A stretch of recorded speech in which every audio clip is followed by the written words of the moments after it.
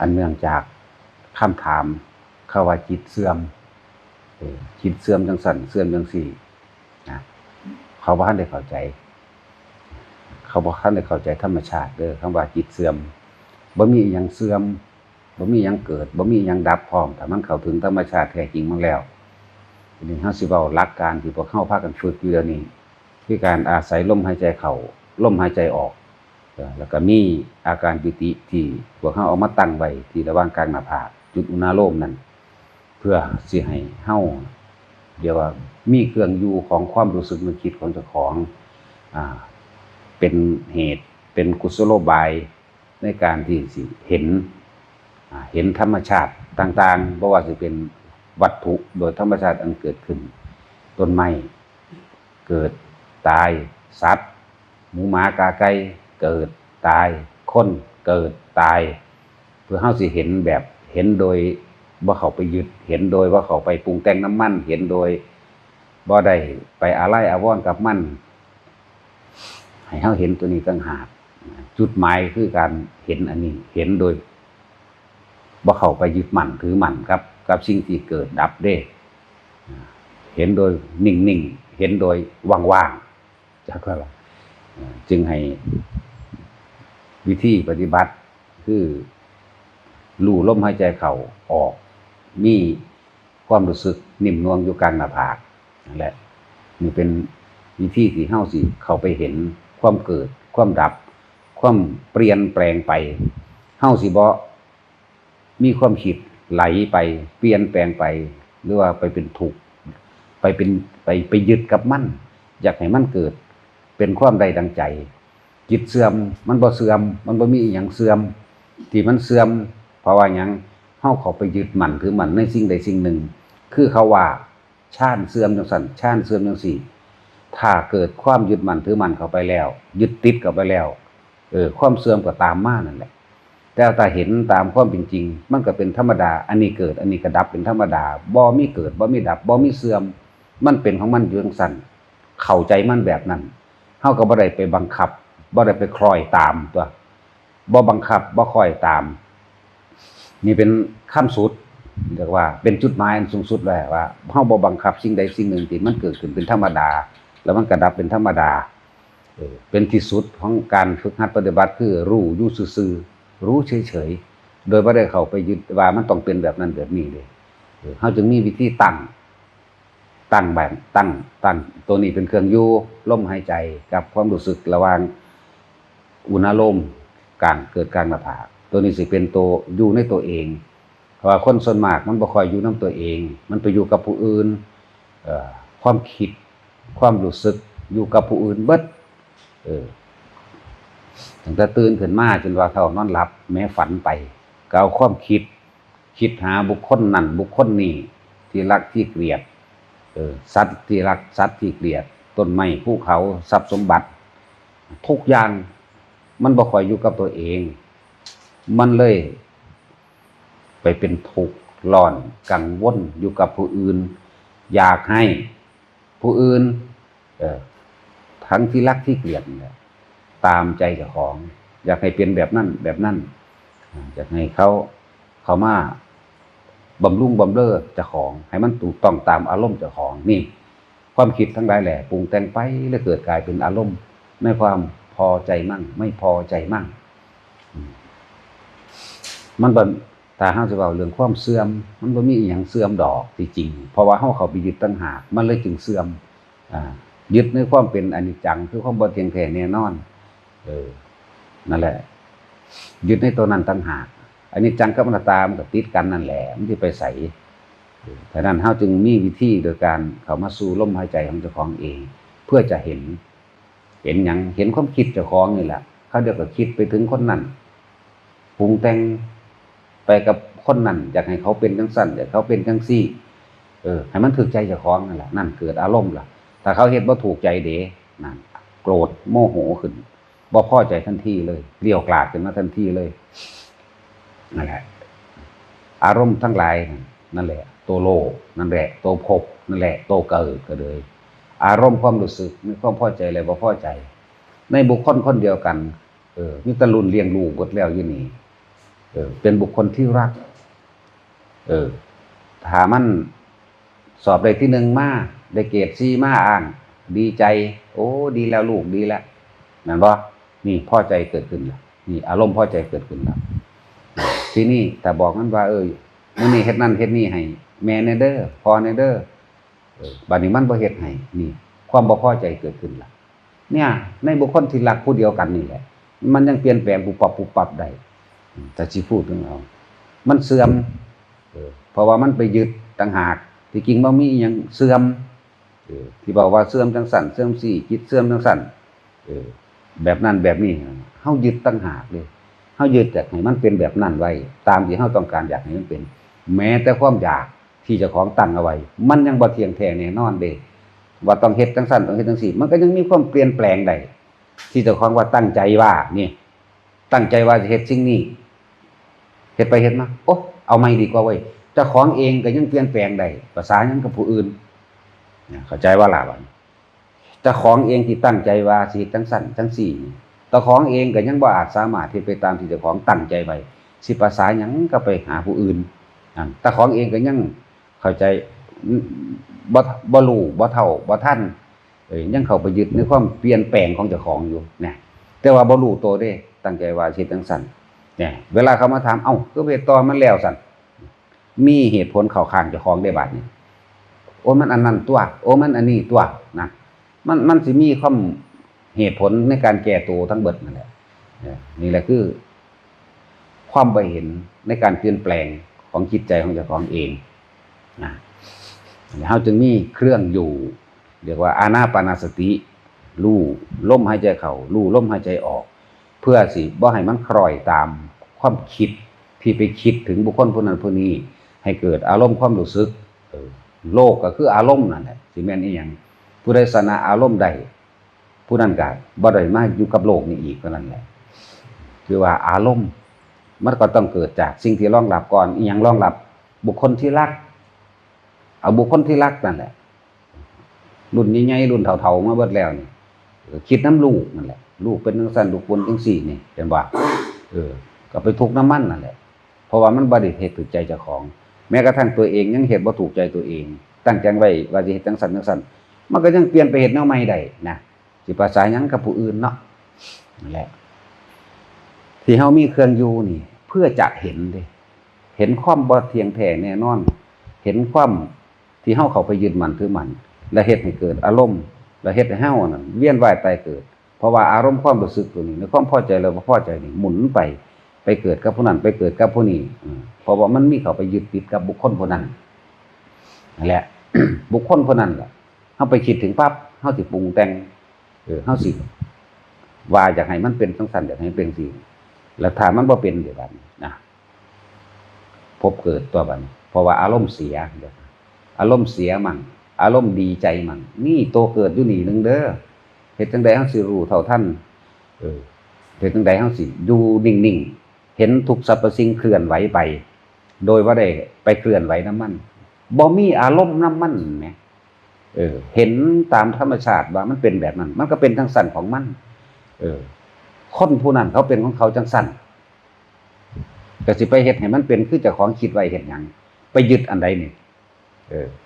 ยึดหลักการนั่นแหละนำเขามาสู่เฮ็ดให้เจ้าของเสียอารมณ์มันบ่เป็นไปตามนี้มันบ่เป็นไปตามนั้นนั่นจังซั่นแหละแปลว่าคำว่าโลกก็คืออารมณ์นั่นแหละพอใจและไม่พอใจก็เวียนว่ายตายเกิดกับอารมณ์เฮาจึงหาวิธีที่สิบ่ให้มันเกิดอารมณ์เด้อจึงเอาความรู้สึกนึกคิดมาไว้ในลมหายใจเจ้าของเองอยู่กับเจ้าของเองแน่ความรู้สึกนี่นิ่มๆนวลๆอยู่กลางหน้าผากนึกคิดก็คือนึกคิดถึงลมกระทบหูดังเข้าหูดังออกเท่านี้นึงเด้อยู่แค่นี้นึงเด้อย่างอื่นๆมันก็สิกระทบมาเรื่อยแต่ว่าเฮาบ่ไหลไปคิดมันเพื่อสิลั่งบ่ให้มันไปคิดเพื่อสิดึงมันไว้บ่ให้มันเป็นบ่ให้มันไหลไปกับสิ่งที่เห็นที่ได้ยินได้ฟังได้กินได้เสียงนี่แหมเพื่อสิเบิ่งตัวนี้ต่างหากได้ล่ะนั่นแหละถึงบอกว่าบ่มีอีหยังเสื่อมดอกความยึดมั่นถือมั่นของเจ้าของต่างหากที่ว่าเสื่อม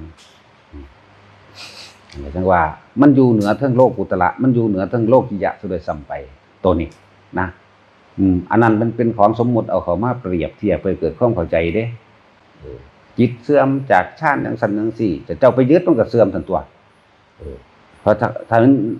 อันไหนก็สร้างที่เกิดความยึดขึ้นมายึดติดขึ้นมาอยากให้เป็นจังซี่ตลอดก็เกิดความเสื่อมทันทีก็อนิจจังอนัตตามันอยู่นำกันอยู่แล้วพอข้องเข้าไปยึดอยากให้มันเป็นก็เพื่อเฮาสิลั่นความคิดบ่ให้มันไปคิดกับเขาเพื่อเฮาสิให้มันเห็นความจริงโดยธรรมชาติผู้ใดเข้าถึงธรรมชาติอันสูงสุดความจริงอันสูงสุดได้เพิ่นก็พ้นเท่านั้นแหละนอกนั้นก็เหลือแต่สมมุติมาเว้ากันสิไปมีหยังว่าโลกิยะฌานมั่งโลกุตระฌานมั่งบ่มีอีหยังมันบ่มีอีหยังซะเลยโดยซ้ำไปนี่จุดสูงสุดที่เฮาสิเข้ามาอยู่กับตัวเองและเป็นผู้มีสติรู้อยู่รู้ซื่อๆบ่จะไปหลงวาทกรรมคำเว้าอันเลิศหรู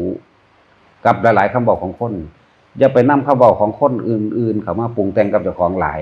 แล้วก็เถียงกันหักล้างความคิดเห็นซึ่งกันและกันเนี่ยมันไปหลงวาทกรรมคำเว้าของผู้นั้นผู้นี้สละสลวยแบบนั้นแบบนี้รู้สึกว่าสุดยอดนะอย่าไปดึงเข้ามาเถอะเบิ่งลมหายใจเจ้าของนี่เนี่ยดึงลมหายใจเจ้าของนี่เข้ามาล้วนนะเบิ่งอยู่นี่ไผสิเว้าจังได๋ก็เป็นเรื่องของเขาเว้ามันเป็นภูมิรู้ของเขาภูมิบ่รู้ของเขาหรือภูมิรู้ของเขาก็เป็นเรื่องของเขาบ่แม่นเรื่องของเฮาเฮานี่มาอยู่กับตัวเองได้ขาดสิ้นจากสิ่งทั้งปวงใดคือผู้รู้อยู่ในลมหายใจของตัวของเท่านั้นบ่ต้องไปฮู้จักหยังเลยก็ได้จักว่าบ่ต้องไปฮู้จักหยังดอกที่จริงมันก็ต้องถิ่มความรู้ทั้งเบิดอยู่แล้วแหมบ่ว่าสิเป็นโลกิยะโลกุตระเป็นคำเว้าซื่อๆอยู่แต่กับลมนี่แหมเนียนแน่นิ่งเป็นกลมกลืนเป็นหนึ่งเดียวกันกับลมหายใจเจ้าของตายในขณะนั้นนะมันเป็นอรหันต์เบิดนั่นแหละจบเลยว่าต้องมาเกิดอันต้องเป็นคำว่าเป็นก็เป็นสมมุติเอามาเว้าซื่อๆเด้คำว่าอรหันต์แปลว่าเป็นหยังแปลว่าผู้ตัดบาปออกผู้ว่างบาปหรือว่าผู้ว่างมือแล้วจากสิ่งทั้งปวงก็ได้นะเป็นสั้นมันเป็นชื่อสมมุติอันนึงคือชื่อออกอันก็ได้บ่ต้องอยากเป็นหยังเข้าใจว่าล่ะบ่ต้องเป็นพระโสดาสกิทาคาอนาคาอรหันต์บ่ต้องเป็นให้มันผ่านไปซะก่อนผ่านความบ่เป็นหยังจักอย่างซะก่อนจังเขาเอามาเรียบเรียงเพื่อให้พวกประสาทรู้จักว่าอธิบายพวกประสาทฟังประสาทเบิดนั่นทั้งรูปเหมือนยิ่งใช่ก็สร้างรูปสมมุติของผู้หญิงผู้ชายซื่อแหละหลายๆคนสงสัยเรื่องนั้นสงสัยเรื่องนี้เจ้าก็ทิมถ้า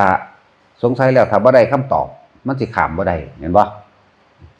ได้คำตอบแล้วเจ้าก็ละได้หรือยังล่ะ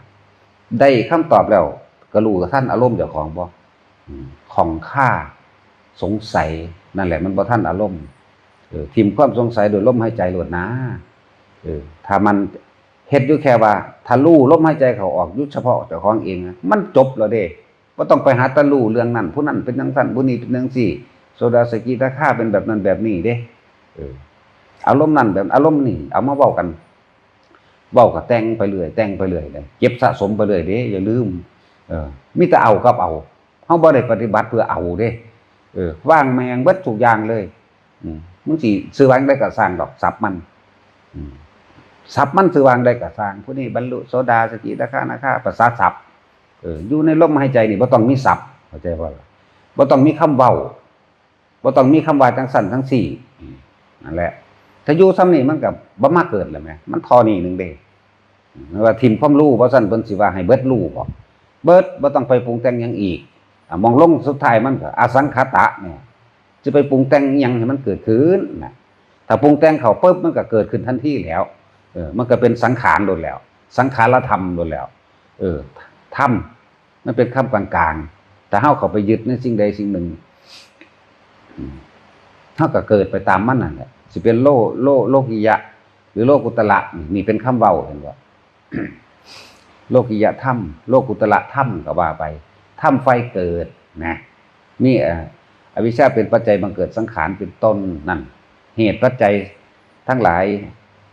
ความสัมพันธภาพลงตัวในความเกิดเหตุปัจจัยทั้งหลายความสัมพันธภาพในความดับก็เลยเอิ้นว่าปัจจัยการนั่นแหละ คือปัจจัยทั้งเบิดน่ะปัจจัยการนะนี่เฮาบ่หาตะทองได้ทั้งเบิดก็ได้ดอกถ้าเข้าใจแล้วมันคงจะว่ากูสิอยู่กับลมกูอย่างเดียวนี่เนี่ยสิอยู่เฉพาะลมหายใจอย่างเดียวบ่สนอย่างอื่นเนี่ยบ่ต้องรู้หยังเพราะว่าเฮาฟังมามากแล้วแต่ละคนอันผู้รู้มากๆล่ะรู้เป็นประสาทรู้แล้วก็บ้าไปตามอันรู้มากๆฟังองค์นั้นฟังองค์นี้ก็เอาวาทธรรมนั่นแหละมาถกมาเถียงทะเลาะทุ่มเถียงกันเกิดอารมณ์พอใจมั่งบ่พอใจมั่งกับบุคคลผู้นั้นผู้นี้ลมหายใจเฮามันบ่มีความพอใจเลยบ่พอใจมันอยู่ในหันมันดับเอาอยู่แค่นั้นเด้บ่รัดเอาจังซี่สั่นๆเอาจังซี่โลดเฮ็ดไปโลดนะแล้วจังว่าบ่มีอีหยังเสื่อมดอกจิตมันสิเสื่อมได้จังได๋ความคิดมันคิดไปหาผู้นั้นมันคิดไปหาผู้นี้มันเสื่อมเป็นอยู่บ่มันมีแต่สิพุ่งไปเรื่อยๆที่จิตเสื่อมบ่เป็นนะแต่มันเสื่อมเป็นมันก็บ่มากเกินตัวพอมันเสื่อมแล้วก็สลายกันแหมเนาะมันก็เป็นสั่นแหม บ่มีหยังเสื่อมบ่มีหยังเกิดบ่มีหยังดับเสื่อมเพราะว่ายึดว่าอยากให้มันเป็นจังซี่ตลอดว่าเพราะว่าเขายึดเด้พวกเขาเจ้าเก่งๆเว้าโบราณมาให้ฟังจังซี่คือพวกเขาชาญเราเสื่อมจังซั่นเขาเราเสื่อมจังซี่ก็เพราะว่าเจ้าไปยึดหม่องมันเข้าไว้เจ้าอยู่ซื่อๆธรรมดานี่ได้บ่ก็คือว่านั่นแหละเมื่อพระสัทธรรมคือความจริงบ่ทันได้เปิดเผยดวงตาของโลกเผ่าพันธุ์ดวงอาทิตย์บ่ทันเกิดหมายถึงพระพุทธเจ้าบ่ทันได้เกิดขึ้นบ่ได้ให้ความรู้ตัวนี้มันก็เลยมีความยึดเขาฝึกหัดปฏิบัติเขาเอาเพื่อการเข้าไปยึดในความดับแบบอัตตาตัวตนดับแบบยืนยันตัดสินแบบว่าต้องเป็นแบบนี้นี่สิ้นสุดแห่งทุกข์แล้วพวกเขาเข้าไปในฌาน4จังซี่นั่นแหละแต่ว่าเขาบ่เห็นความว่าดับนั่นดับบ่จริงดับนั่นยังเบิดอายุของมันแล้วแต่ต้องมาเกิดอีกพระพุทธเจ้าเอาธรรมคำว่าอนิจจังทุกขังอนัตตามาเปิดเผยนึงเด้บ่หลายเด้จริงๆนั่นน่ะทุกสิ่งทุกอย่างบ่เที่ยงแท้แน่นอนเปลี่ยนแปลงสู่ความแตกดับผู้ใดเข้าไปยึดผู้นั้นเป็นทุกข์เกิดไปกับความยึดมั่นถือมั่นเท่านั้นเองเด้นอกนั้นเป็นแยกย่อยเด้แม้นว่าสิเป็นธรรมจักรกับปวัตตนสูตรแม้นว่าอธิตะแม้ว่าอนัตตลักษณะเป็นแยกย่อยให้เนื้อยะซื่อๆเด้เพิ่นมาตรัสรู้ตัวนี้นึงเด้อันนี้นะเพิ่นมาตรัสรู้ตัวนี้อนิจจังทุกขังอนัตตาแล้วเพิ่นก็บอกหนทางเดินของทุกข์ที่เกิดขึ้นแบบนี้สาเหตุทุกข์เป็นแบบนี้ความทุกข์ดับไปเป็นแบบนี้นิโรธหนทางแห่งการดับทุกข์เป็นแบบนี้แล้วเพิ่นก็มองให้เห็นแสดงแนวทางให้เห็นว่าทุกสิ่งทุกอย่างเป็นอนัตตาจึงเรียกว่าอนัตตลักษณะลักษณะของทุกสิ่งทุกอย่างเนี่ยน้อมเข้าไปสู่ความแตกดับเสื่อมสลายเบิดสิ้นหรือเอิ้นว่าอนัตตลักษณะบัดนี้ยังบ่ทันได้เข้าใจตัวนี้เพิ่นก็เลยแสดงกันไปอีกว่าตาหูจมูกลิ้นกายใจเป็นของร้อนรูปเสียงกลิ่นรสสัมผัสอารมณ์เป็นของร้อนเนี่ยเพิ่นให้เนื้อยะเพื่อสิเขามาเห็นความแตกดับคือเก่านี่แหละเป็นจังซั่นเพิ่นให้แนวทางพวกเฮาบัดนี้ทุกคนเนี่ยอยู่ในเส้นทางใดเบิดบ่ต้องไปค้นหาผู้อื่นค้นหาตัวเองเฮาสิเห็นเองในตัวเฮาเองจึงบอกว่าแต่ละคนมันบ่มีอีหยังเสื่อมนะสิเสื่อมเพราะว่าเจ้าไปยึดมันก็เลยเสื่อมมันบ่มี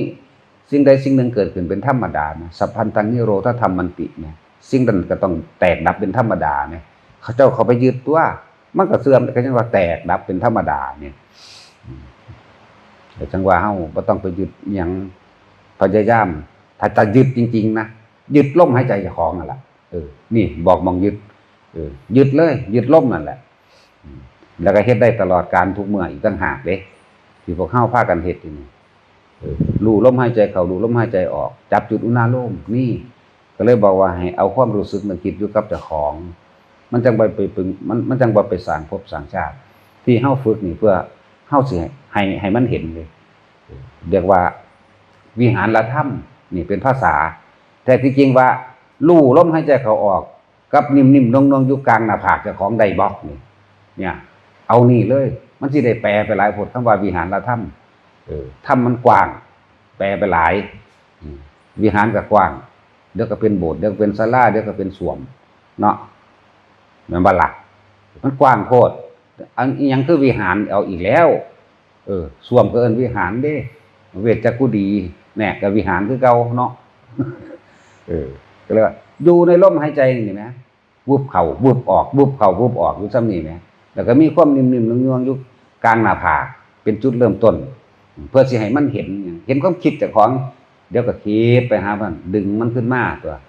คิดไปหาหมูหมากาไก่คิดไปหาต้นไม้และภูเขาคิดไปหาน้ำหาห้วยหนองคลองบึงคิดไปหาให้หาหน้าคิดไปหารถหาเรือคิดไปหาบุคคลที่รักที่เกลียดแน่นี่ก็คิดไปนี่เพื่อสิเห็นอันนี้แวบเข้ามาสู่ลมหายใจดับเบิดล่ะถ้ามันอยู่ในลมหายใจมันก็ดับเบิดแล้วเด้เนี่ยดับโดยมันบ่ได้ไปดับมันเด้ความจริงบ่ได้ดับอยู่ในลมหายใจได้ดับล่ะดับเอาเองบัดนี้เวลาออกมาคิดใหม่ดูนะในระยะเวลาที่เฮาอยู่ในลมหายใจได้แค่5นาทีนี่เนาะ5นาทีมันคือบ่ได้คิดพอหยังนั้นมันดับเอาเองเด้เฮาบ่ได้ไปกุมดับมันเด้เฮาแค่รู้อยู่ในลมหายใจแค่นั้นเอาแค่นี้นะเฮ็ดไปเท่าตายบ่มาเกิดอีกก็แล้วกันนะพวกเจ้าสิฮักลูกพวกเจ้าเพิ่นได้ก็สร้างดอกเนาะกลุ่มว่าอยากให้มันเฮ็ดจังซั่นจังซี่มีแต่พวกเจ้าเกิดไปเรื่อยนั่นล่ะนั่นแหละรู้บ่ทันมันเห็นบ่ รู้บ่ทันอารมณ์อารมณ์กับโลกอันเดียวกันโลกคืออารมณ์คือโลกเรียกว่าเรื่องอะไรเกิดอยู่ในโลกนี่ก็เพราะว่าอารมณ์แหละต้นของอารมณ์ที่สิเกิดคือจิตเอาภาษาเฮาโลดความคิดนี่แหละปัจจุบันทั้งใดก็สั่งที่เขาสิแปลมาจังซั่นจังซี่น่ะเอาคิดดูสิเนี่ยมันก็คือว่าอยู่เนาะความคิดนี่แหละจิตก็เลยเพิ่นว่าจิตคิดจิตเกิดนะครับมาว่าน้ำเฮาอยู่แต่ว่าความคิดไม่ใช่จิตจิตคิดจิตเกิดครับมาว่าน้ำอยู่ความคิดคิดถึงบุคคลผู้นั้นก็มีรูปร่างหน้าตาเกิดขึ้นโลดนั่นแหละความคิดความจำความรู้สึกสัญญาอันเก่าๆนั่นแหละเฮาคิดถึงบุคคลผู้ใดมันก็เห็นรูปร่างหน้าตาแล้วก็ความเกี่ยวพันและสัมพันธ์อิหยังกันอยู่ด้วยหั่นแล้วก็เกิดความรู้สึกในความพอใจและบ่พอใจกับบุคคลผู้นั้นแหละความคิดจิตมโนวิญญาณกับความคิดนี่แหละมโนกับความคิดนี่แหละวิญญาณก็เกิดจากรับรู้ในความรู้สึกแล้วเลยมาเป็นความคิดแยกต่างหากอยู่ได้คำว่าวิญญาณเด้อเพราะว่ามันมีวิญญาณรับรู้ความรู้สึกในความพอใจและบ่พอใจบ่แม่นวิญญาณผีเด้บ่แม่นผีแบบนั้นเด้อันนี้แยกออกเอาความรู้สึกลด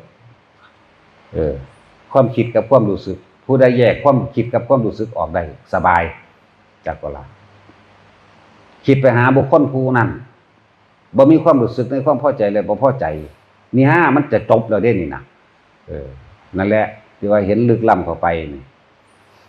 มันบ่มีหยังเกิดบ่มีหยังดับเพราะว่าเฮาเข้าไปยึดมั่นถือมั่นมันจึงเกิดมันจึงดับบ่มีหยังเสื่อมแล้วบ่มีหยังเจริญเพราะว่าเฮาเข้าไปยึดมั่นถือมั่นมันจึงเสื่อมจึงเจริญเฮาไปคิดปรุงแต่งถ้าว่าเจริญมันก็ได้ใจเจ้าของแต่ว่าเสื่อมมันบ่ได้ถูกใจเจ้าของซื่อๆนี่รู้อยู่ซื่อๆบ่ทุกอย่างนี่นะเฮาบ่ได้คิดกับลมเด้ว่าเฮานั่งอยู่ในห่มไม้จังซี่ลมพัดมาแล้วก็มันก็พัดไปแน่แต่เฮาว่าโอ้อยากได้แต่ลมเย็นๆนั่นแหละไปเกิดน้ำลมเย็นๆนั่นแหละน้ำความรู้สึกนั่นแหละจักว่าลมมาหรือบ่มาก็สร้างถ้าเฮาบ่ไปปรุงแต่งมันนั่งอยู่ใต้ห่มไม้ถ้าลมพัดมามันร้อนๆสมมุติว่าคนไปเฮ็ดเวียกเมื่อยร้อนนั่งลมเย็นสวยมาเด้ใครแน่บาดนี่ว่าเด้นั่นน่ะเห็นบ่ล่ะมันไปติดเห็นบ่ล่ะเป็นจังซั่นถ้าอยู่ซื่อๆโลดมันสิเป็นหยังเดี๋ยวนี้เย็นก็ฮู้ว่าเย็นซื่อบัดนี้มันสิเป็นจังซี่เด้บัดนี้มื้อใหม่มาลมบ่มาแดดก็แดดร้อนก็ร้อนแม่นลมมาบ่ลมร้อนๆก็สร้างได้บัดศูนย์ขึ้นได้บัดนี้นี่แหมเจ้าของเองก็ยังพอแห้งอยู่ในเจ้าของเองสิไปสาหยังกับไปคุ้มผู้อื่นนี่เป็นดังใจเจ้าของเนาะทุกคนมีวันสุดท้ายทั้งเบิดบุคคลที่รักก็ต้องตายบุคคลที่ไม่รักก็ต้องตายสัตว์ทั้งหลายก็ต้องตายตัวเองก็ต้องมีวันสุดท้ายคือตายเสมอกันนี่แม้ความเสมอไหมตายเสมอกันพวกเจ้าไปยึดหยังพวกเจ้าอยากไปรู้อีหยังรู้ความปรุงความแต่งไปเกิดเฮ็ดหยัง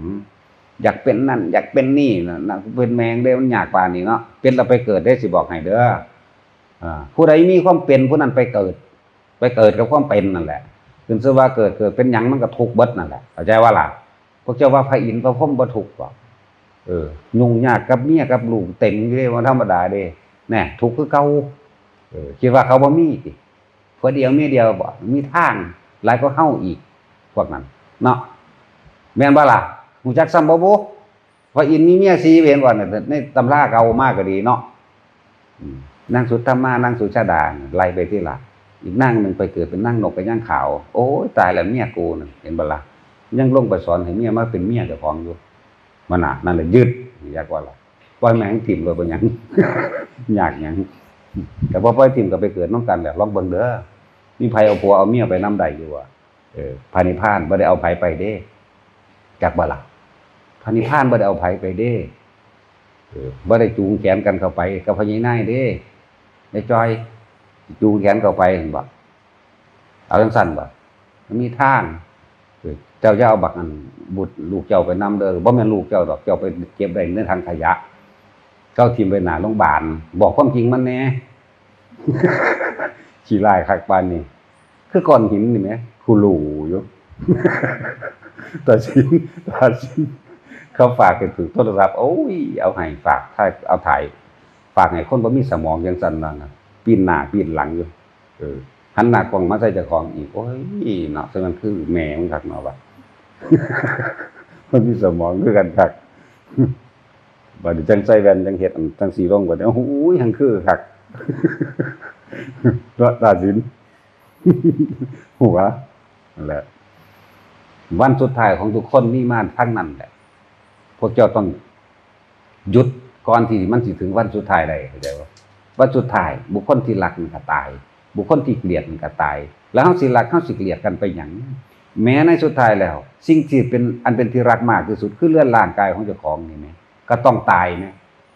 พวกเจ้าไปติดของค่าอีหยังไปค่าอีหยังกับมันนั่นฝึกเอาฝึกอยู่กับลมมากๆมันก็ค่อยเห็นดอกเข้าใจว่าอีเตี้ยยากตั้งลูกอีหานี่ก็เลยโอ้ยนั่นโอ้ยนี่แต่มึงเห็นยังมาเอาผัวก็ให้มันเอาผัวนี่เลยเว้ยเด้อกูจะให้มันเอาจัก100ผัว200ผัว300ผัวคนเด้เอามันสุดใจมันไปเลยจักว่าล่ะเอา10,000 100,000 ล้านนึงคนน่ะเนาะโอ้ยญาตินั่นน่ะนี่มันสิตายคือเก่าล่ะแต่มึงก็ยังสิตายตั้งแต่ผัวมึงก็ยังบ่เอาเนาะมึงสิไปดัดแปลงผู้นั้นผู้นี้เป็นได้หยังมึงอยู่ในลมหายใจอยู่ในหูดังมึงนะว่านี่จะคิดไปตะนำเขาหลายก็ยังว่ามึงสิไปเกิดเป็นสังเสพชาติแบคทีเรียถ้าสิว่าใส่เดือนก็จักสิว่าบ่ทันได้ มันสิเป็นจังซั่นแหละและอยู่กับตัวเองให้มากอยู่กับลมหายใจอยู่กับอุณหภูมิป้องกันความคิดมันก็ทองคาถานั่นคาถานี่ตัวทองความนอบน้อมพระพุทธเจ้าไปเรื่อยบังคับไว้บ่มันไปคิดน้ำมันแต่แม่มึงก็ตายแล้วเด้เนาะมึงคิดว่ามึงสิบ่ตายบ่โอ้ยอีห่ามึงเอาล่ะพ่อบาดถ้าพวกเฮาหรือ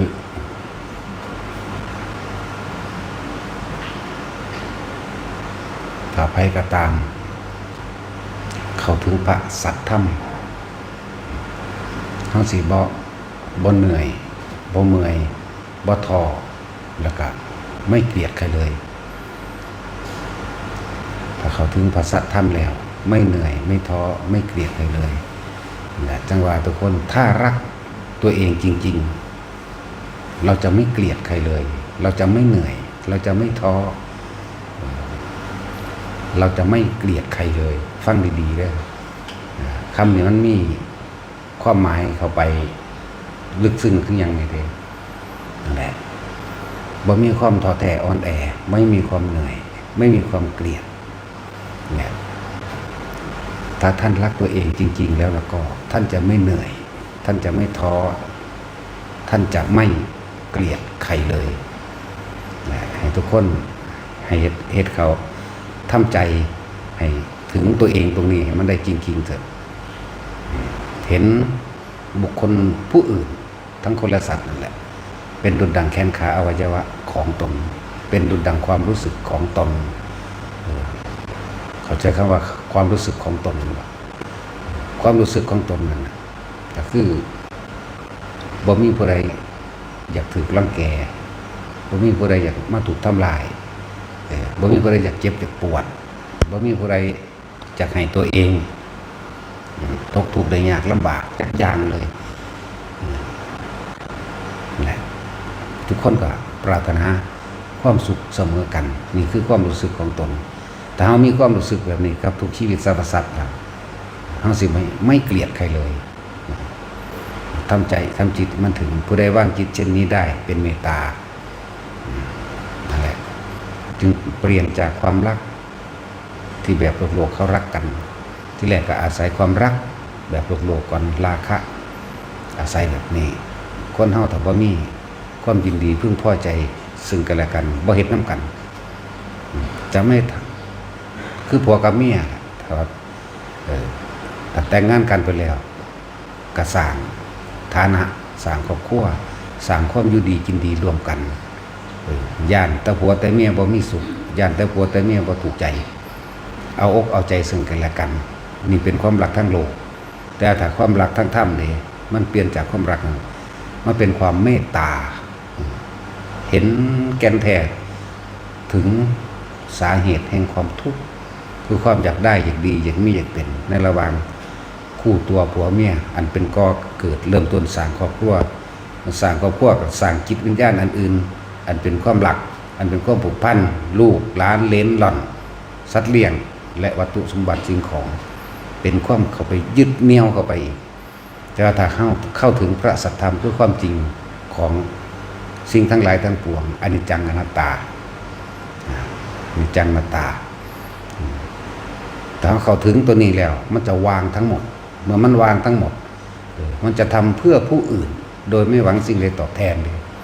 นั่นแหละจะว่าเจาะลึกเข้าไปให้ถึงกลางถึงใจให้ได้ถึงกลางถึงใจจังว่าให้แต่ละคนพยายามถ้าจะทานคือการเสียสละจงท่านให้หมดตัวหมดใจหมดตัวคือไม่หวังสิ่งใดตอบแทน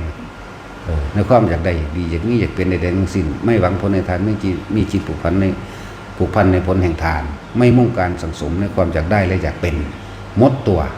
หมดความเห็นแก่ตัวทานศีลคือการรักษาผู้อื่นศีลคือการรักษาผู้อื่นไม่ให้เสียชีวิตและทรัพย์สินตลอดทั้งคนและสัตว์ภาวนาเห็นอารมณ์ความรู้สึกของตนคมจิตคมใจได้จนเข้าถึงว่าเห็นอารมณ์เห็นอารมณ์มันก็ละอารมณ์เท่านั้นแหละทุกข์ก็ย่อมเกิดขึ้นมาได้นั่นแหละปัญญารอบรู้รอบปัญญาทั้งโลกก็รู้แล้วมันสิเก่งมันสิลำมันสิด้วยมันสิเหนือใครทั้งปวงก็สั่งล้วนแล้วแต่เป็นความเห็นที่ก่อไปเกิดปัญญาทั้งโลกว่างบ่เป็นปัญญาทั้งธรรมโลกิยะปัญญาแค่ว่าเอาชนะผู้อื่นได้ด้วยความร่ำความรวยหรือมีอำนาจ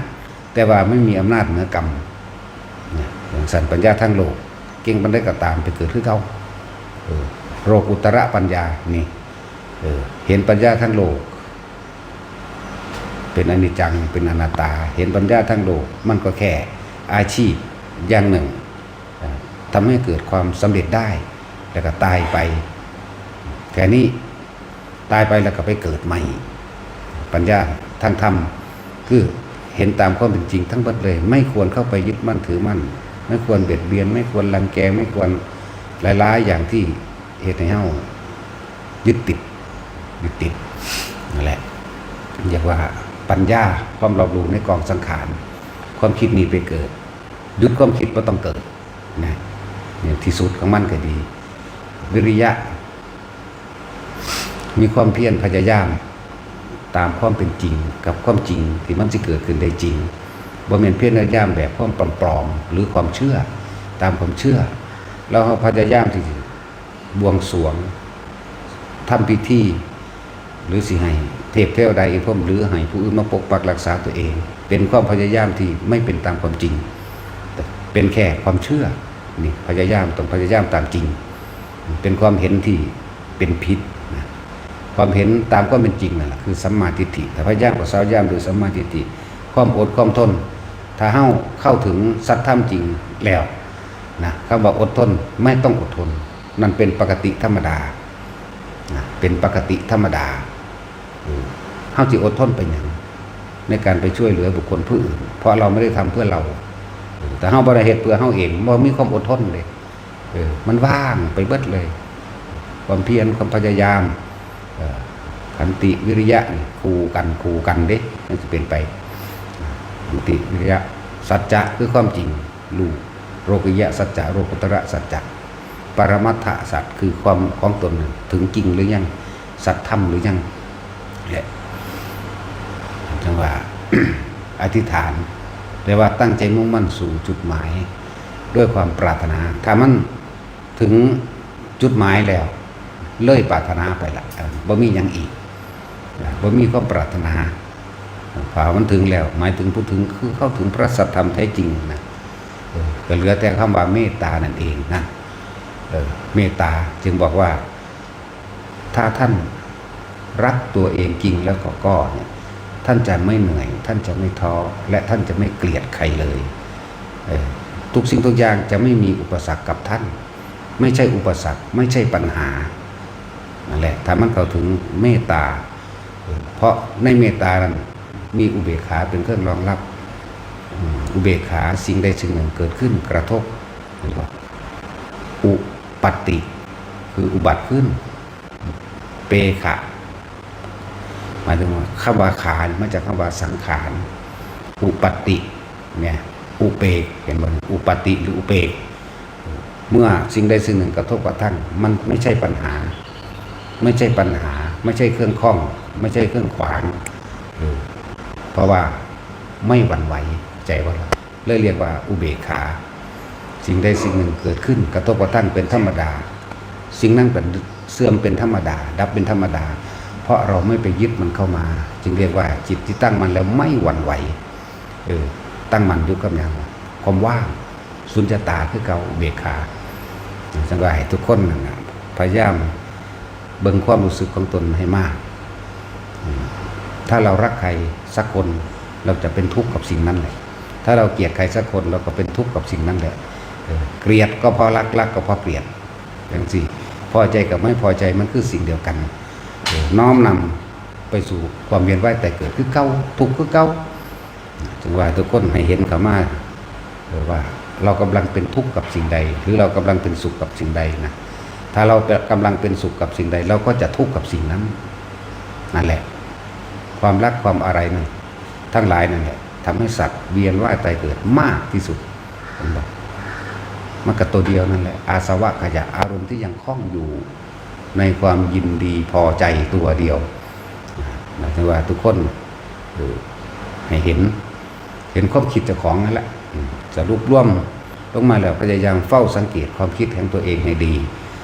เมื่อความคิดแล้วก็เกิดความรู้สึกมีสองความรู้สึกคนส่วนมากพอใจกับไม่พอใจแต่ว่าความรู้สึกอันเป็นอุเบกขานี่ไม่มีเพราะว่ามันจะไปรักคนนั้นแล้วก็ไปเกลียดคนนี้แม้กระทั่งในคนบุคคลเดียวกันมันก็ทั้งรักทั้งเกลียดในบุคคลเดียวกันนั่นเองนั่นแหละจึงว่าให้เบิ้งจอเข้ามาแล้วเอายังเป็นเครื่องยึดเหนี่ยวลมหายใจนั่นแหละว่าทุกคนทรงชาญทรงคือรักษาชาญแปลว่าเพ่งรักษาจุดใดจุดหนึ่งเอาไว้เพ่งไว้เอาไว้จุดใดจุดหนึ่งเอาไว้ในลมหายใจเข้าออกแล้วเราสิเห็นทุกสิ่งเคลื่อนไหวเองหรอกอันยังหลักคือทุกสิ่งคือความคิดเขาเองบ่ว่าสิเป็นความคิดบ่ว่าสิเป็นความรู้สึกนั่นแหละแล้วมันก็จะเห็นรวบเข้าไปเองหรอกทำให้บ่อยทำให้มากทำให้ชินอันนี้ใส่ประสบการณ์ตัวเองจึงจะเห็นได้จึงจะรู้ได้ปล่อยหรือบ่ปล่อยทำให้บ่อยทำให้มากเดี๋ยวปล่อยเองเข้าใจว่าเขาไม่ได้เป็นผู้ปล่อยมันหรอกแต่เป็นผู้เห็นดูเขามันก็ปล่อยเองหรอกเป็นลักษณะนั้น แหละเพราะ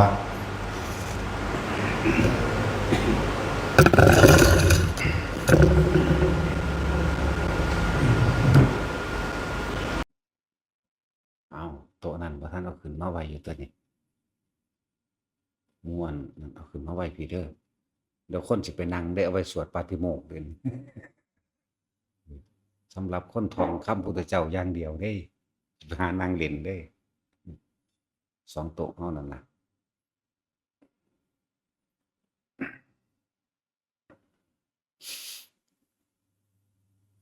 ในอัน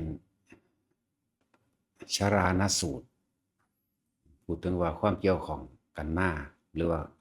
ปุเพจักตะปุญญาตาคนที่เคยทำบุญรวมกันมาการก่อนสองผัวเมียซึ่ง เข้าสู่วัยชราแล้วล่ะพอได้เห็นพระพุทธเจ้าพอได้เห็นพระพุทธเจ้าเข้าไปก้มลงใส่พระบาทกอดขาลูกเอ้ยลูกไปอยู่ไสมาลูกคือทิ่มแม่แท้ตามธรรมดาแล้วนี่เพิ่นว่าลูกก็ต้องดูแลบำรุงเลี้ยงบิดามารดาเมื่อแก่ไม่ใช่หรือแหละผู้อันผู้เป็นแม่มาเห็นก็แล่นเข้าไปกอดขาคือกันกอดขาลูกเอ้ยคือทิ่มแม่แท้ไปอยู่ไสมาทีนี้หมู่ภิกษุก็เลยนิมนต์นั่นพระพุทธเจ้าเฮาแหละไปฉันอยู่ในบ้านเพิ่นก็แสดงธรรมไปต่างๆนานานั่นแหละในอดีตชาติพ่อแม่ทั้งสองนั่นน่ะหมายถึงหญิงชราและชายชราทั้งสองบรรลุอนาคามีเมื่อบรรลุอนาคามีแล้วบ่นานก็เป็นอรหันต์บรรลุอรหันต์แล้วก็ตายบรรลุอรหันต์ตอนเป็นฆราวาสแล้วก็ตายมีชรานะสูตรอันหนึง ทีนี้หมู่ภิกษุสงฆ์เวลาเพิ่นฉันแล้วล้างบาตรล้างหยังเสร็จเรียบร้อยแล้วก็เจ้าก็นั่งคุยกันจักหน่อยสนทนาธรรมกันนิดๆหน่อยๆหั้งบ่น้อยเออพระพุทธเจ้าเพิ่นก็เลยดูก่อนภิกษุทั้งหลายพวกเธอพูดถึงเรื่องอะไรกันเหรอนะภิกษุหมู่สงฆ์ก็เลยถามว่าชายหญิงชรา2คนนั่นคือบอกว่าพอได้เห็นหน้าพระศาสดาแล้วคือบอกว่าลูกเอ๋ยลูกเอ๋ยตามธรรมดาแล้วผู้เป็นบิดาก็คือเจ้าใช่สมเด็จพ่อสุโธทนะบ่แม่นบ่ที่เป็นพ่อของพระองค์พระนางสิริมหามายาบ่แม่นบ่เพิ่นก็เลยว่าเอาฟังก่อนดูก่อนภิกษุทั้งหลายพวกเธอจงฟังเนี่ยนั่นแหละบุญที่เคยทำมาร่วมกันในการก่อนชายหญิงชราทั้งสองนี้เคยเป็นมารดาบิดาของเรามาแล้วติดต่อกันถึง500ชาติเคยเป็นลุงตั้งและป้าติดต่อกันมาแล้ว500ชาติเคยเป็นน้าติดต่อกันมาแล้ว500ชาติเคยเป็นอาติดต่อกันมาแล้ว500ชาติแล้วก็เคยเป็นลุงป้าน้าอาเคยเป็นพี่ติดต่อกันมาแล้ว500ชาติรวมแล้วเป็น 3,000 ชาติที่แล้วเบิ่งดูมันธรรมดาบ่นั่นแหละถ้าจังว่าขึ้นชื่อว่าคนที่เป็นพ่อเป็นแม่มารดาและบิดานี่แม่นสิจักชาติก็สั่งแค่ 3,000 ชาติที่นับมานี่ก็ยังจื้อจำกันได้ว่าคุณพ่อคุณแม่น่ะสูงสุดเด้อในทางโลกก็ดีบ่ว่าทางโลกและทางธรรมนั่นแหละพ่อกับแม่นี่เป็นผู้มีคุณมหาศาลบ่ว่าแค่นั้นบัดนี้ชายชราหรือหญิงชราบ่มีลูกที่เป็นคนทำมาหากินโดยการหาเลี้ยงชีพโดยการหาปลาซิดเบ็ดว่าง่ายว่าซิดเบ็ดนี่แหละอันนั้นบ่เคยทำบุญทำทานหยังมาเลยคิดนึกหยังก็บ่ออกแต่ว่าเคยมีสร้อยเต่าตัวหนึ่งอยู่ตัวเดียวแค่เอาเต่าน่ะข้ามถนนไปลงน้ำแค่นั้นเองพุทธเจ้ารู้ว่าสองผัวเมียนี่สิตายสองผัวเมียนี่สิตาย เลยปรากฏกายขึ้นต่อหน้าน่ะก็เลยถามสารทุกข์กันซะก่อนเลยว่าพวกตากับยายอยากรวยบ่โอ้ยอยากรวยว่าซั่นอยากรวยแล้วถ้าเกิดมาคำว่ารวยบ่ฮู้เพิ่นก็เลยให้ท่องคำบริกรรมพระคาถาพุทโธกัมมัฏฐาโมกัมมจุติสัมพุทโธให้ท่องแบบนี้ทั้งสองผัวเมียนะครับท่องอยู่จั่งซั้นแหละจนถึงที่สุดแล้วก็เรียกว่าเบ็ดของตาของยายนั่นไปเกาะอยู่ที่เงาไม้ใต้น้ำผู้เป็นตาก็ลงไปดำน้ำลงไปว่าสิไปปลดเอาสายเบ็ดขึ้นมานั่นแหละแต่ว่ามือไปเข้าในงามไม้ด้วยตายสู้ยายเนาะส่วนผู้เมียนี่คือยายนี่ตะของลอยน้ำบ่เป็นดอกแต่อยากลงไปซอยผัวเพิ่นเองโดดลงน้ำไปเลยตายทั้งคู่พูดแล้วก็ไปปรากฏอยู่ในโลกนรก พญายมพบาลนายยมสะตรวจสอบถามจังใดก็นึกในสิ่งที่ทำบุญบ่ออกว่าเคยทำบุญอีหยังบ่ถามถึงหาอย่างแล้วก็นึกบ่ออกที่นี่ด้วย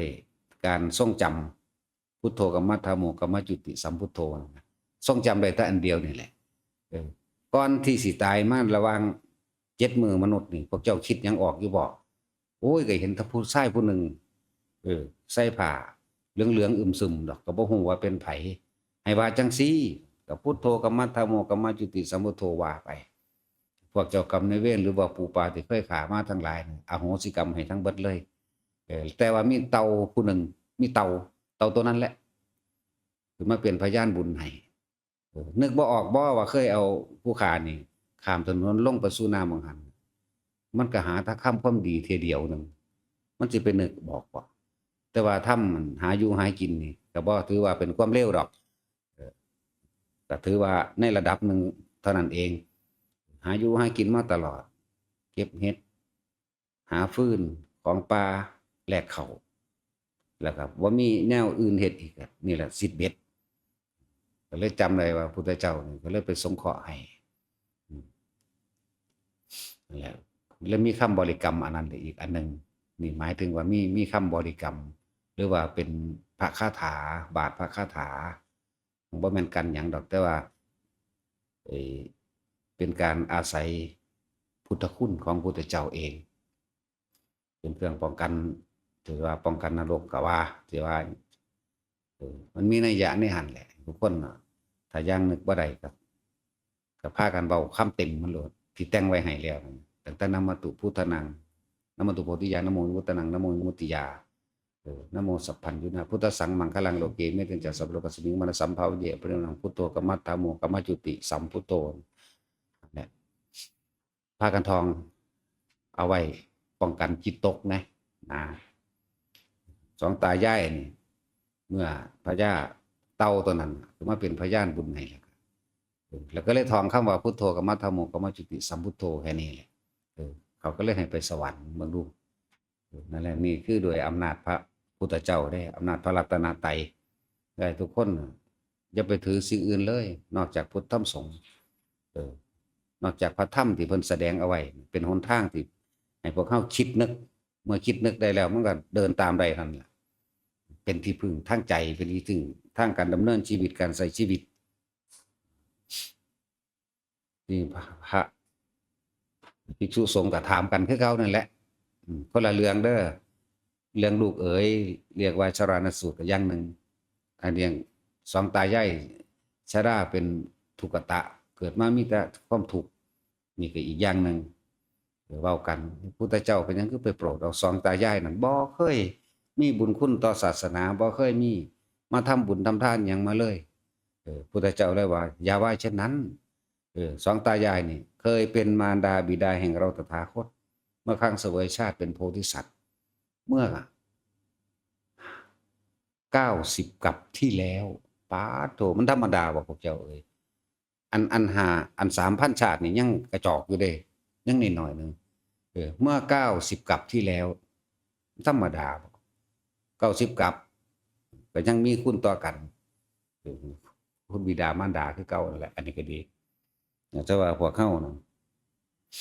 แต่ละคนเด้อซุมื้อนี้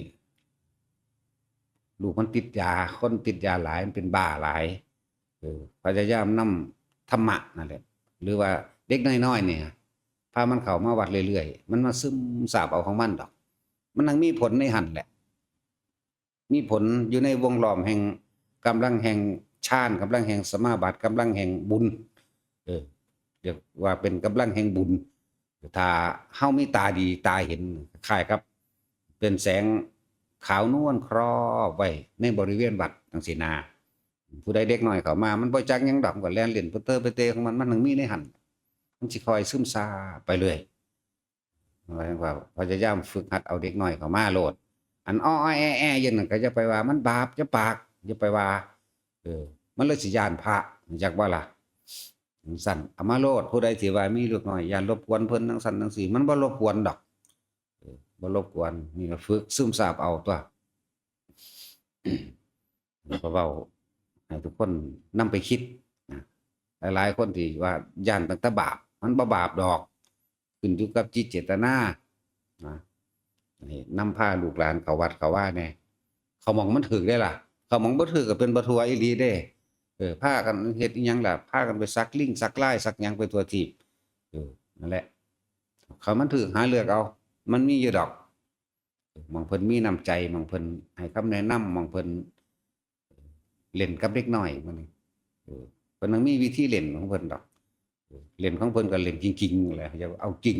มันต้องมีวิธีซึมซาบดอกจังซั่นนอกจากกะโลโกโสไปจักถีบจักแดนหยังเอาอันนี้ไปคั่งขังอันนี้ไปกันปืนนี่ยุยงส่งเสริมอะนะส่งเสริมให้คนทำผิดมันก็ซึมซาบไปแต่เด็กแต่น้อยเลือกเอาเด้อเลือกหาหม่องเขาที่เป็นพระกรรมฐานนั่นแหละถ้าบ่กรรมฐานแล้วมันจะเป็นประท้วนั่นแหละนะให้เลือกเอา นั่นแหละคิดเบิ่งว่า90กับที่แล้วมันก็ยังมีคุณต่อกันแม่นบ่พุทธเจ้านึกถึงคุณผู้เป็นมารดาบิดาพ่อกับแม่นั่น2นั่นบ่นึกถึงดอก แต่พระพุทธเจ้านึกถึงสองตายายน่ะเคยเป็นมารดาบิดาแห่งเราตถาคตมาแล้วเมื่อ90กับแต่ว่า2ผัวเมียนี่ในสราณสูตรนี่เคยเป็นมารดาบิดาลุงป้าน้าอาแล้วก็พี่ชายพี่สาวรวมแล้ว 3,000 ชาติ 3,000 ชาติแหละโดยความใกล้ชิดตัวนี้เพิ่นแสดงธรรมได้บรรลุอนาคามีอีกบ่ด้านกับบรรลุอรหันต์แล้วก็เสียชีวิตทั้งคู่จังซั่นนั่นแหละจังว่าเฮาพยายามสร้างสมแต่สิ่งดีซะอย่าอิจฉาไผพวกอิจฉาพวกริษยาพวกบ่มีจิตมีความเมตตาพวกเห็นแก่ตัวเห็นแก่ได้แก่กินเฉพาะตัวของเองเป็นคนทุกข์คนยากเป็นตาซอยเขาก็บ่ซอยเด้นั่งน่าสงสารเพียงใดเขาก็บ่ซอยเด้และคือกรรมขนาดมันมีภิกษุอีกองค์หนึ่งเรียกว่ามหาทุกตะภิกขุทุกตะตั้งแต่เกิดมาก็เกิดในท้องขอทานบ่แห้งพอแต่เขาไปจุติในท้องแม่แล้วแม่ก็ไปขอทานทางใดก็บ่พอได้อยู่ได้กินเด้บ่ได้กินทั้งบ่ตายอดหิวโซ่เข้าไปจังซั่นแหละพวกนี้คนผู้นี้เป็นคนที่จิตใจคับแคบเห็นผู้ใดได้หยังก็อิจฉาริษยาคอยกล่าวตูใส่ร้ายสารพัด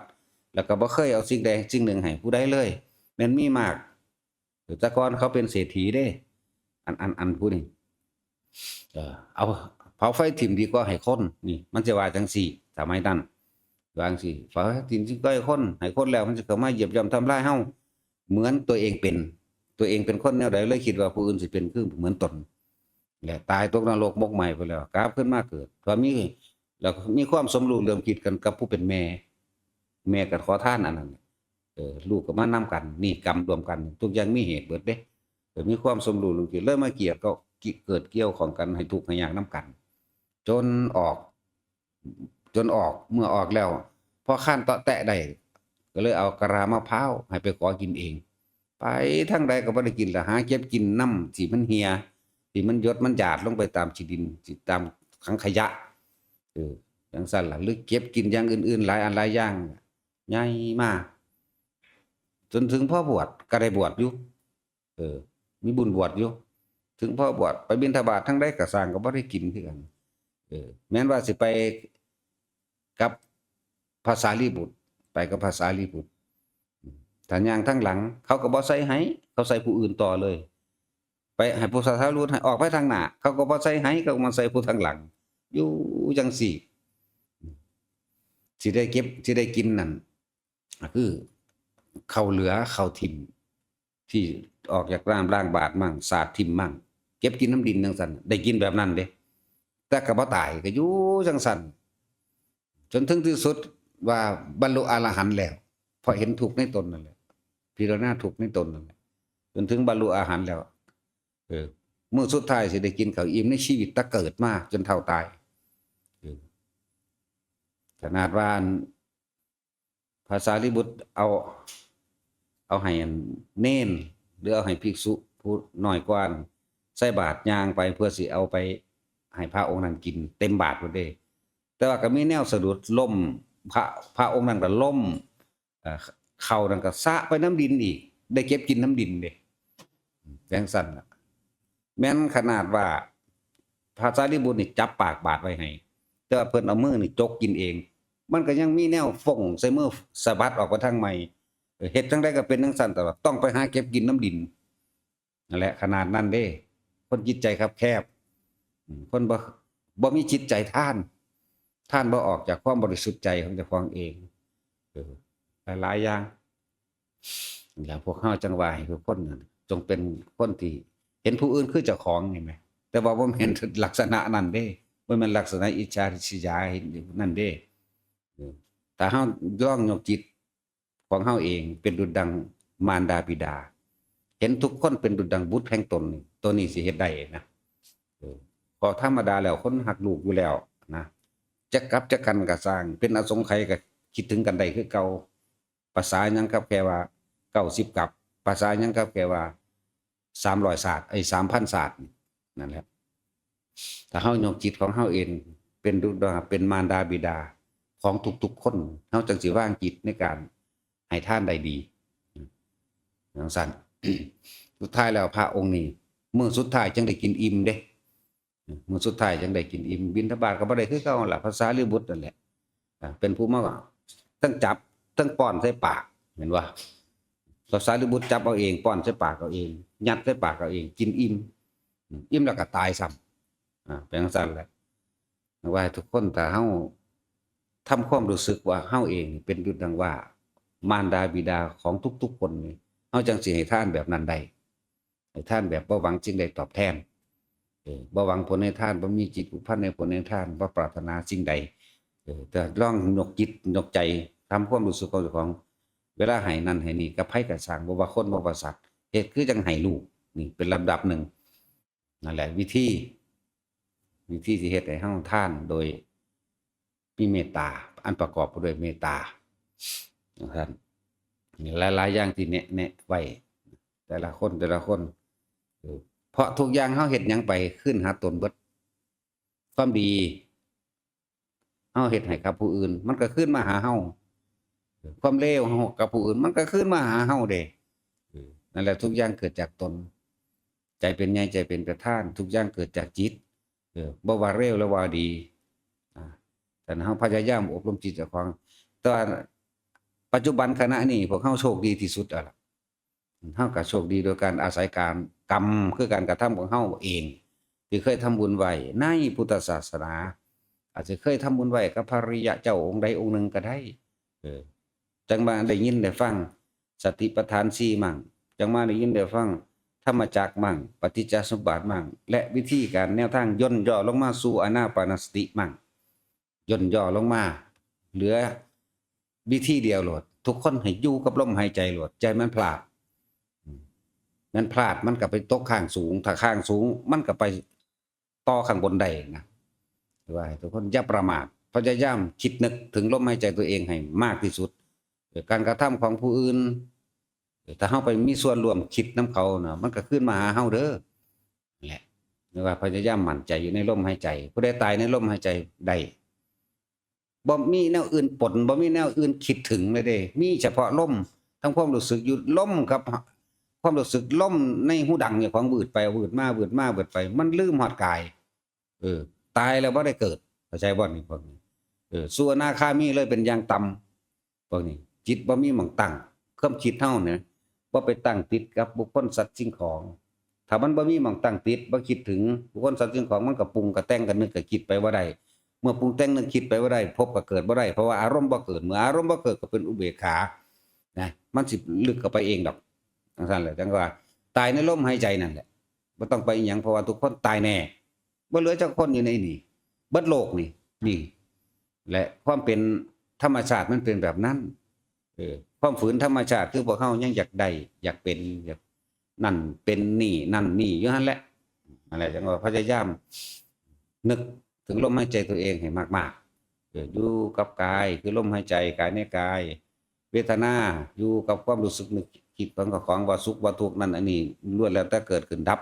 นั่นอยู่ในจิตคือสติกำกับความคิดไว้มึงจะคิดหนีไปหาผู้อื่นมึงคิดเข้ามาหาลมนั่นแหละเฮาก็สิเห็นดอกสภาวะทั้งหลายคือธรรมเป็นอนิจจังเป็นทุกข์เป็นอนัตตาเมื่อบ่มีความยึดมั่นถือมั่นถูกละออกไปแล้วเหลือแต่อนิจจังอนัตตามีแต่รู้กับเห็นกับรู้ยังรู้จิตเห็นจิตเจ้าของเองตายในลมหายใจอย่างเดียวโลดอยู่กับลมเนียนเข้าเนียนออกมันตายบ่ฮู้เมื่อฮอดดอกบ่ฮู้เมื่อฮอดร่างกายว่าเจ็บหรือปวด นั่นแหละผู้ใดตายได้ลมหายใจได้สุดท้ายเลยเนี่ยบ่กลับมาเกิดนั่นแหละเพราะ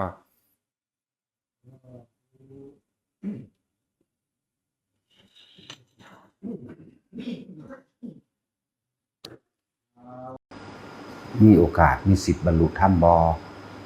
ก็บ่ทันได้เข้าใจหลายๆอย่างอยู่ที่เฮาอธิบายบ่หาแต่มีฌานมันก็บรรลุได้คำว่าฌานแปลว่าเพ่งอารมณ์อันเป็นหนึ่งมีจิตที่เป็นหนึ่งตั้งมั่นเป็นเครื่องประกอบให้เกิดสมาธิคือจิตตั้งมั่นเอิ้นว่าฌานบัดนี้ผู้บ่มีฌานบรรลุได้บ่พระโสดาบันนะเดี๋ยวสิอย่างเช่นว่าคือ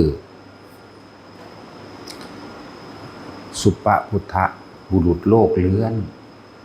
บ่มีฌานแล้วก็บ่มีอีหยังล่ะแม้กระทั่งว่าการสร้างสมบุญอย่างอื่นก็บ่มีแถมสั่นเป็นคนป่วยโรคเลื้อนโลกอันเป็นที่น่ารังเกียจยืนฟังธรรมพระพุทธเจ้าแสดงคิดพิจารณาตามความเป็นจริงความเกิดเป็นทุกข์ความแก่เป็นทุกข์ความเจ็บไข้ไม่สบายเป็นทุกข์ความพลัดพรากจากสิ่งที่รักอันเป็นทุกข์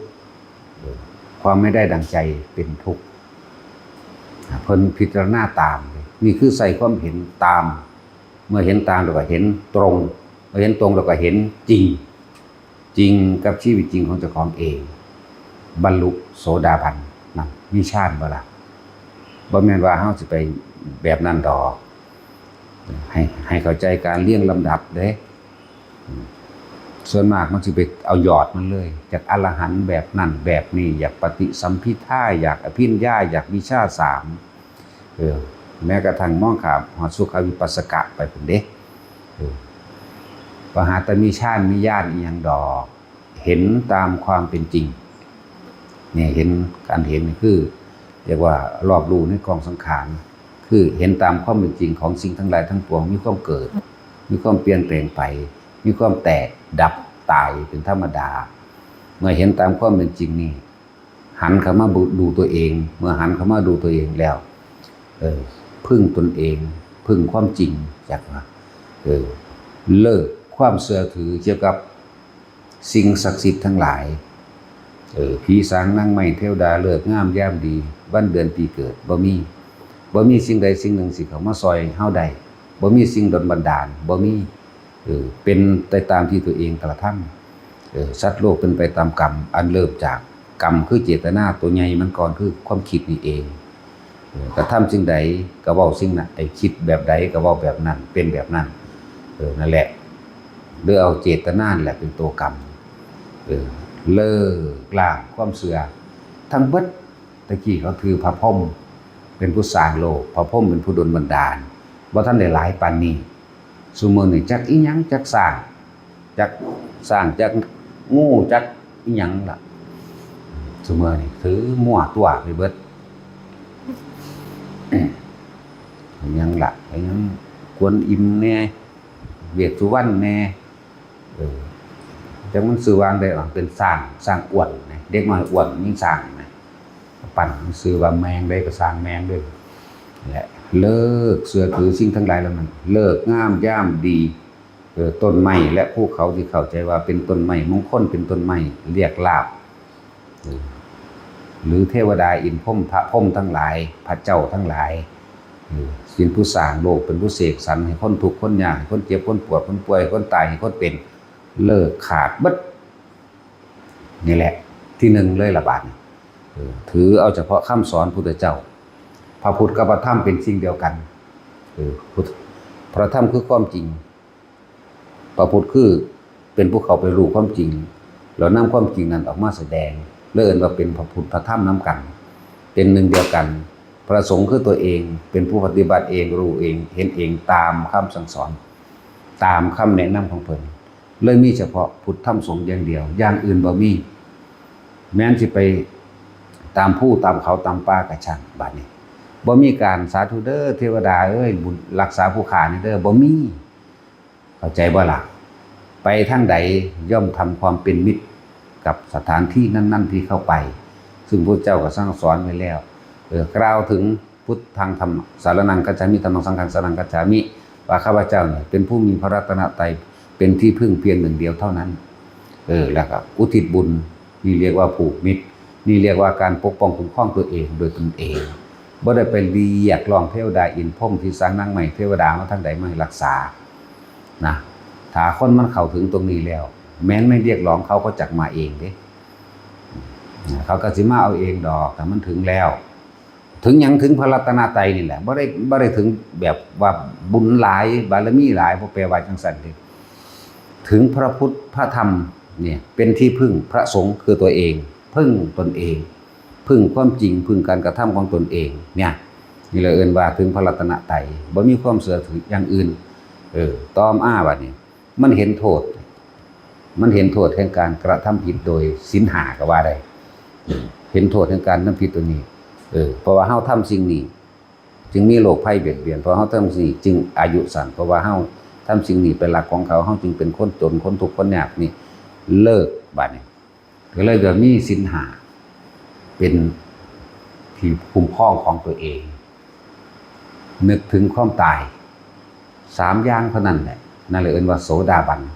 คำว่าโสดาบันเป็นผู้ถึงกระแสพระนิพพานหรือยืนยันโดยว่ากระแสพระนิพพานเกิดไม่เกินอีก7ชาติเนี่ยบ่หาแต่มีฌานบ่หาแต่มีญาณมีแต่ทัศนะหรือญาณทัศนะหรือความเห็นตามความเป็นจริงเรียกว่าสัมมาทิฏฐิมีความเห็นถูกต้องตามความเป็นจริงเด้เห็นจริงแบบนี้แหละเห็นว่าสัตว์โลกเป็นไปตามกรรมกระทำสิ่งใดอย่างใดสิ่งนั้นเห็นตัวนี้เห็นสิ่งทั้งหลายทั้งปวงมีความเกิดเป็นธรรมดาแตกดับเป็นธรรมดาเห็นอนิจจังทุกขังอนัตตามีความหมายเดียวว่าตายยังได้กูขอไปนิพพานนั่นน่ะแต่ว่าก็หาอยู่หากินไปธรรมดาอยากรวยก็อยากรวยคือกันแต่ว่าโดยบ่ได้ผิดได้เป็นสัมมาอาชีโวหาเลี้ยงชีพตัวเองโดยความสุจริตบ่เบียดเบียนไผนี้โสดาบันมันเป็นบ่ได้ยากบ่หาแต่มีฌานบ่หาแต่มีญาณนะนั่นแหละคนตะกี้ที่เฮาอ่านในตำราเป็นหยังคือบรรลุธรรมเร็วบรรลุธรรมทีละหลายๆที่พระอนุนถามเวลาเพิ่นแสดงธรรมบางทีพุทธเจ้าเพิ่นก็บอกยิงนั่นบรรลุโสดาบันยิงนั่นบรรลุสกิทาคาเนี่ยเพิ่นสิบอกจังซี่จำนวนเท่านี้ชายเท่านี้หญิงเท่านี้แสดงธรรมอันเดียวกันแต่ว่าบรรลุบ่คือกันบรรลุอรหันต์หน่อยอนาคาหน่อยลงมาอีกสกิทาคาก็สกิทาคาก็ลืมแล้วก็โสดาบันหลายจังซี่นะบรรลุโสดาบันหลายสกิทาคาเนี่ยลงมาอนาคาไปเลยอรหันต์นั่นน่ะน้อยคนที่สิบรรลุจังซี่นะจังซี่นั่นแหละธรรมบทเดียวกันฟังเหมือนกันแต่ว่าสติปัญญาไม่เท่ากันอันนี้หมายเอาพวกที่ว่าบ่มีฌานสามารถบรรลุได้บ่ได้มันบ่ได้เกี่ยวกับฌานกับญาณอิหยังมหันดอกเกี่ยวกับการทำความเห็นตามความเป็นจริงเด้อ แหละถือเอาเฉพาะพุทธธรรมสงฆ์เป็นที่พึ่งเป็นที่เดินนั่นแหละเอิ้นว่าพึ่งตนและพึ่งธรรมพุทธธรรมสงฆ์และเป็นหนึ่งเดียวกันได้แล้วก็บ่ทำผิดโดยศีล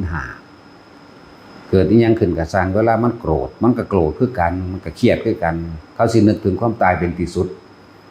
สร้างแมงดอกเว้ยตายแมงเบิดโอ้ยตายแล้วกูสิบ่มาเกิดอีกเนี่ยมันจะเป็นจังซี่เนี่ยแค่นี้โสดาบันบ่ได้ยากเด้3อย่างนั่นแหละเพิ่นก็เขียนรับรองไว้ว่าเป็นผู้เกิดไม่เกินอีก7ชาติบ่มีภพที่8เอิ้นว่าไม่เกิน7ก็ว่าไปนั่นแหละแต่ว่ามันบ่ได้ยากดอกแค่เฮามีความเห็นตรงตามความเป็นจริงเห็นชีวิตเจ้าของและจริงก็ได้ ความถือเอาหรือความคิดว่าให้สิ่งศักดิ์สิทธิ์มาเนี่ยบ่มีเลยขาดออกเด้อสิบอกขาดออกเลยบ่เคยเรียกร้องให้สิ่งศักดิ์สิทธิ์มาซอยบ่ดลบันดาลประสานกล่าวกับไผไปทางใดก็ไปธรรมดาไปหาอยู่หากินหรือว่าไปตามป่าตามเขาก็บ่ได้ว่าเทวดารักษาผู้ขาเด้อก็บ่ว่าเด้ถึงเวลาสวดมนต์ไหว้พระก็สวดมนต์ไหว้พระนึกถึงพุทธธรรมสงฆ์เนี่ยนึกถึงพุทธธรรมสงฆ์อย่างเดียวแล้วก็ถ้าว่ามีบุญจังซี่หรือแผ่เมตตาจังซี่ขอสัตว์ทั้งหลายทั้งปวงเป็นจงเป็นสุขเถิดแน่ก็ว่าไปจังซี่นึงเด้ เป็นการป้องกันตัวเองโดยใส่สัจจะคือความจริงที่ตัวเองเป็นเด้นั่นแหละบ่ได้ยากโสดากับสกิทาคาบ่ได้ยากก็ยังมีผัวก็ยังมีเมียอยู่ยังอยากรวยอยู่แต่ว่าเขาใส่เห็นตามความเป็นจริงเด้เห็นอนิจจังเห็นทุกข์เห็นอนัตตานี่เห็นสิ่งทั้งหลายทั้งปวงบ่เที่ยงเห็นเจ้าของเนี่ยบ่เที่ยงแท้แน่นอนเห็นเจ้าของนี่แหละทุกข์เห็นเจ้าของนี่แหละสุดท้ายกูก็ต้องตายตัวนี้แล้วก็เป็นผู้มีศีลห้านึกถึงความตายนั่นแหละแม้นบ่อยากไปนิพพานในเจ็ดศาสตร์มันก็ไปคือเก่ามันนั่นแหละจังซั่นนั่นแหละจังว่าบ่หาตั้งแต่มีหยังย่านมีแย่นมีชานหยังดอกสำหรับผู้เขาเจ้าว่าทรงชาญเพ่งในชาญเจริญชาญหรือออกไปเที่ยวป่าวิเวกไปตามผาตามเขาอันนั้นก็อีกระดับหนึ่งเขาเจ้าเล็งรักตัวเองเล็งรักตัวเองพวกนั้น สิเป็นทุกขาปฏิปทาพิญญา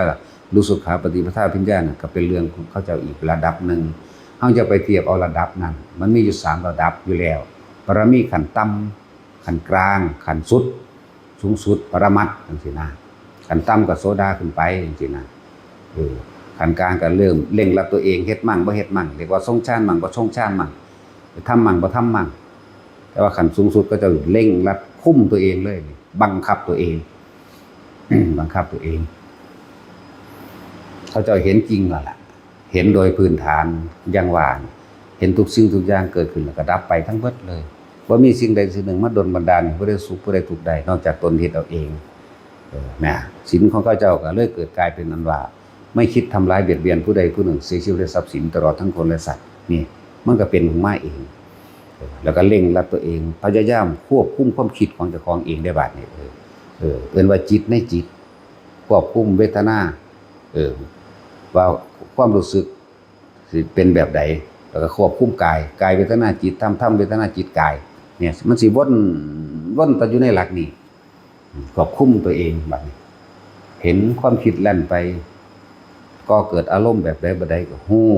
อารมณ์เป็นตัวพบเนาะแบบนั้นแบบนี้ก็ดึงเข้ามาอยู่กับลมหายใจมันเป็นลำดับเป็นขั้นของมันอยู่เด้อบ่แม่นว่าจะไปเทียบกันปนมั่วเฮาบอกโดยละเอียดบอกโดยเป็นขั้นเป็นตอนได้เบิดทุกอย่างได้เบิดโสดาว่างจิตแบบนี้กระทำแบบนี้เลี้ยงชีวิตแบบนี้มรรค8แบบนี้มีศีลแบบนี้จังซี่สกิทาคาเป็นแบบนี้อนาคาเป็นอรหันต์เป็นแบบนี้นั่นแหละบ่แม่นของยากการปฏิบัติธรรมแค่ทำความเห็นให้ตรงตามคำสอนพระศาสดามีอริยสัจสี่มีทุกขังอนิจจังอนัตตามาเป็นเครื่องเทียบเบื้องต้นอย่างอื่นที่มันเกินกำลังบ่อาจสามารถเฮ็ดได้เพราะยังมีความรักความอาลัยในลูกในหลานในผัวในเมียแต่ว่าก็ใส่ชีวิตมัธยัสถ์คือพอใจในสิ่งที่ตัวเองมีอยู่ใส่ชีวิตสันโดษพอใจในสิ่งตัวเองมีอยู่แล้วก็หาอยู่หากินไปตามตัวเองและมีความระลึกนึกอยู่เสมอว่าสัตว์ทั้งหลายเกิดมาตายตัวเฮาเองก็ต้องตายเฮาสิบ่พึ่งสิ่งอื่นเลยนอกจากพุทธธรรมสงฆ์เนี่ยมันบ่ได้มีหยังมากเด้สัมมาทิฏฐิสัมมาสังกัปโปวาจากัมมันโตมักมีองค์8ก็ร่วมอยู่ในหันง่ายๆบ่ได้ยากเด้อแล้วจะคิดว่าปฏิบัติธรรมต้องมานั่งสมาธิหลับตาต้องมาอีหยังล่ะบ่สั่นสุปวุทธะบนโลกเลื่อนนั่นน่ะสิบรรลุโสดาบันได้จังได๋แล้วบรรลุเยอะมากเลยถ้าสิเว้าชื่อผู้นั้นผู้นี้มานะมันหลาย แต่เขามีพื้นฐานจังซี่พึบนั่นแหละสำหรับผู้ที่เร่งรัดตัวเองบัดนี้ผู้ทรงฌานผู้เจริญฌานจังซี่พวกนี้สิเร่งรัดตัวเองจังไงหน่อยคนที่ตายในลมบ่ได้ตกต่ำเด้อบ่ได้ตกต่ำผู้ทำมั่งไม่ทำมั่งอยู่ในระหว่างสกิทาคามีหรืออนาคามีทำมั่งไม่ทำมั่งพวกนี้ก็บ่แน่อาจตกกระไดพ้อยโจรใดจักเวลาทำมั่งไม่ทำมั่งหมายถึงจับล่มมั่งหรือจับล่มมั่งเวลาสุดท้ายมันเข้ามาสู่ลมหายใจก็ได้มันก็อนาคามีหรืออรหันต์เลยก็ได้แล้วมันต้องสิอธิบายเป็นลำดับโดยละเอียดขั้นพื้นฐานโสดาสกิทาคาอนาคาจนถึงพระอรหันต์ว่างจิตแบบนี้มันต้องอธิบายต้องใส่เวลาอยู่ว่าเรื่องละเอียดอันนี้เอาแค่คร่าวๆว่าคนที่บ่มีฌานบ่มีญาณอีหยังบรรลุได้บ่บรรลุได้ ขนาดอรหันต์ที่บ่มีฌานมีญาณอีหยังบ่มีความรู้อีหยังเลยล่ะสุขวิปัสสกอย่างเช่นพระจักขุบาลบ่ได้เห็นสวรรค์บ่ได้เห็นนรกอีหยังนำเขาเลยเรียกว่าบ่มีญาณยังรู้อดีตอนาคตอดีตนั่นบ่มีแต่ว่าฌานมีอยู่นะมีอยู่เพิ่นเพ่งของเพิ่นคักโพดจนตาแตกเลยเป็นพระอรหันต์ตาแตกจักขุแปลว่าตาบานแปลว่าแตกจังซั่นก็ยังมีเห็นบ่ล่ะเอาละ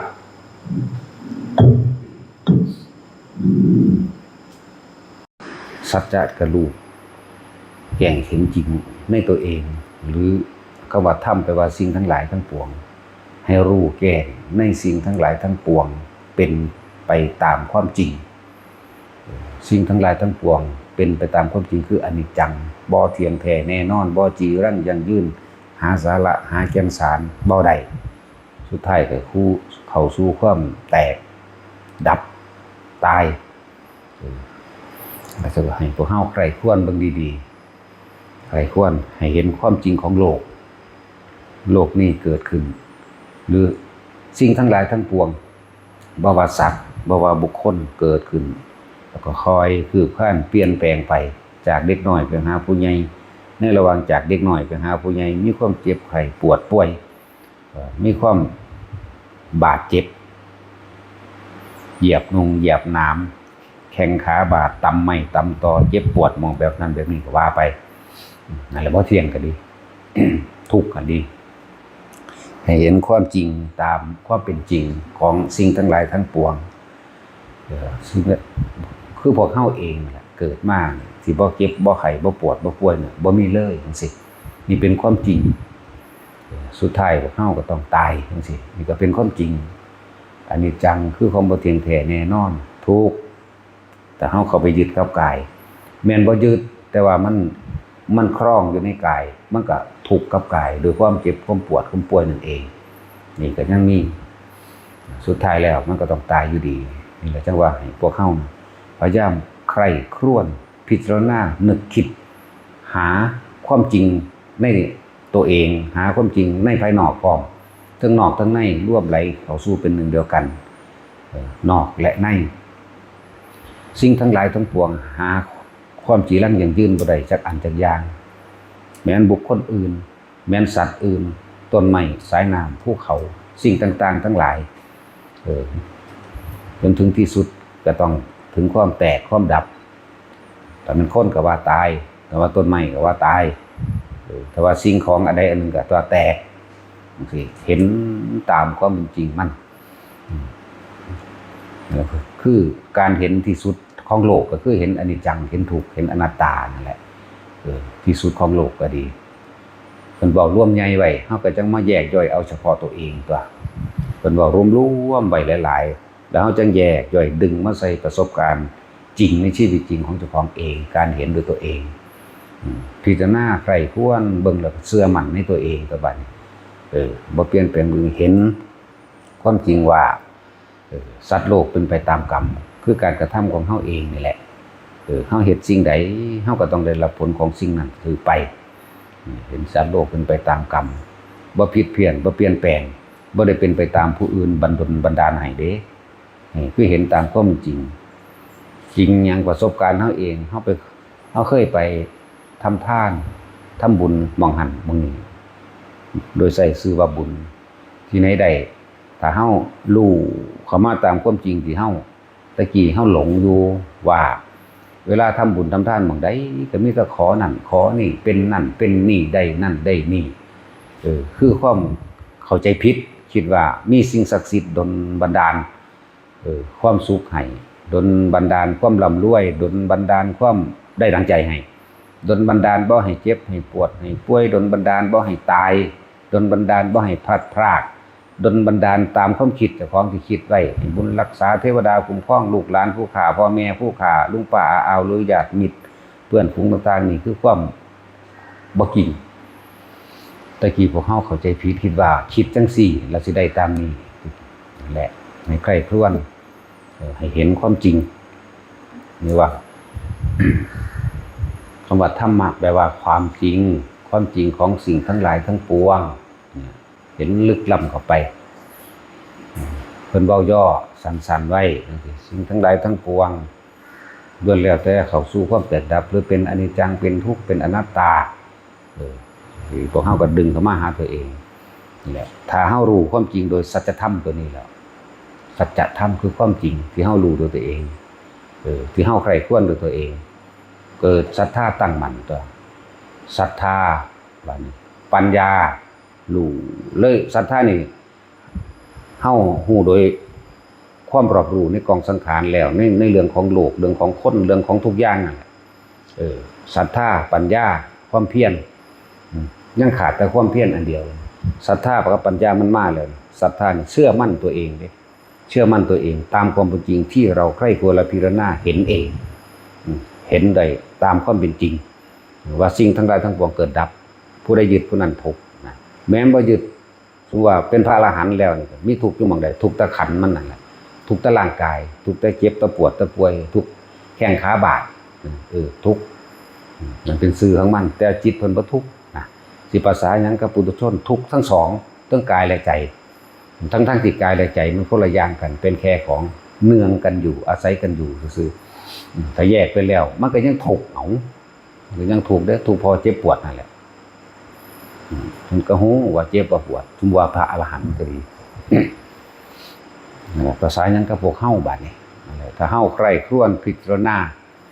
ตามความเป็นจริงจนมั่นใจนั่นแหละศรัทธาบัดนี้จนมั่นใจเกิดความมั่นใจเชื่อความจริงที่ตัวเองใครควรพิจารณารู้คนเฮาเกิดการเกิดคือการเริ่มตายความเกิดล้วนแล้วแต่เป็นเหตุเป็นปัจจัยเป็นทุกข์ความเกิดย่อมมีความแก่ความเจ็บความปวดป่วยย่อมมีความพลัดพรากตายจากสิ่งที่รักจังซั่นบ่ได้ว่าตายจากสิ่งที่รักเด้มันทุกข์หลายก็ตายจากสิ่งที่รักตายจากสิ่งที่เกลียดก็มีแม่นบ่ล่ะอย่าว่าแต่หน้าเดียวโลกนี้เป็นถ้ำคู่เป็นของคู่ถ้ามีความรักก็มีความเกลียดจังซั่นให้เห็นประสบการณ์ตัวเองนี่แหละน้อมก็มาหาตัวเองเลื่อนว่าเห็นตามความเป็นจริงสัจธรรมคือสิ่งทั้งหลายทั้งปวงย่อมเป็นอนิจจังเป็นทุกข์เป็นอนัตตาสมควรละบ่ที่เฮาเข้าไปยึดมั่นถือมั่นอันหนึ่งมั่นใจมั่นคงแล้วคำว่าปัญญาแปลว่าความรอบรู้ในกองสังขารรู้ว่าสัตว์ทั้งหลายคิดแบบนี้อวิชชาเป็นปัจจัยมันเกิดสังขารเพราะว่าเฮาไม่รู้เฮาเลยคิดนึกปรุงแต่งไปต่างๆนานาทำบุญสิได้บุญทำบุญสิได้ไปเกิดดีแต่ว่าบ่ฮู้จักว่าเกิดดีนี่ยังเวียนว่ายตายเกิดดีก็ยังมีความทุกข์นั่งมีความทุกข์หมุนเวียนนำความไปเกิดดีเกิดเป็นคนก็ว่าดีแล้วเกิดเป็นเทวดาก็ว่าดีเกิดเป็นพรหมก็ว่าดีสุดท้ายในความที่เขาไปยึดดีเดี๋ยวนี้มันก็ยัง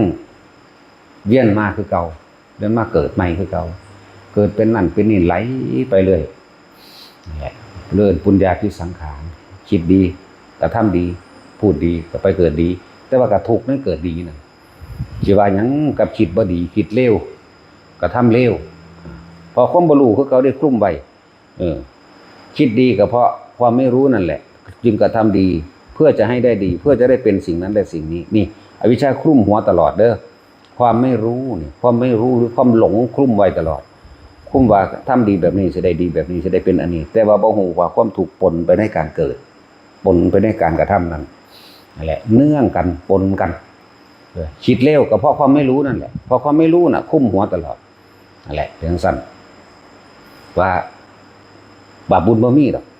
คนเฮาเกิดมาสิชาติเดียวตายใส่มันเต็มที่โลดไปตีไปลักไปปล้นไปจี้ไปฆ่าไปข่มขืนผู้ใดมันก็แล้วไปดอกตายแล้วก็แล้วดอกอันอื่นอปุญญาภิสังขารนี่คิดเร็วอวิชชาคลุ้มหัวตลอดอวิชชานี่ปิดบังทุกอนุของปัจจัยการตัวนี้เหตุและปัจจัยทั้งหลายที่ให้สัตว์เวียนว่ายตายเกิดเลื่อนว่าปัจจัยการเลื่อนปฏิจจสมุปบาทก็ว่าสัตว์ทั้งหลายเวียนว่ายตายเกิดอวิชชาคุ้มตลอดเด้อเป็นปัจจัยบังเกิดสังขารปุญญาภิสังขารอปุญญาภิสังขารเนยชาภิสังขารเนยชาเนี่ยแปลว่าความเข้าใจผิดคิดว่าคำว่าคิดว่าเนี่ยใส่เอาหลายๆอย่างตามของความเห็นไผมันเด้ความเข้าใจผิดคิดว่าไปเกิดในอรูปภพแล้วจะเป็นที่สุดคือพระนิพพานมั่งรูปภพแล้วเป็นที่สุดพระนิพพานมั่งจังซี่ ล้วนแล้วแต่อวิชชาคุ้มหัวไว้ตลอดคุ้มนี่เหตุปัจจัยแห่งการเกิดจังเป็นปัจจัยของเกิดสังขารเลยเป็นปัจจัยมันเกิดวิญญาณแปลว่าความรับรู้ในความรู้สึกกับของเองในความพอใจและบ่พอใจเด้แล้วมันสิพอใจและไม่พอใจแต่ว่าความเป็นกลางว่างเฉยนี่ถือคลุมไว้โดยอวิชชาเห็นบ่ความไม่รู้คลุมไว้คือเขาคือวิญญาณอันนี้คนที่แสวงหาเฉพาะอารมณ์ความรู้สึกที่พอใจหรือสุขอย่างเดียว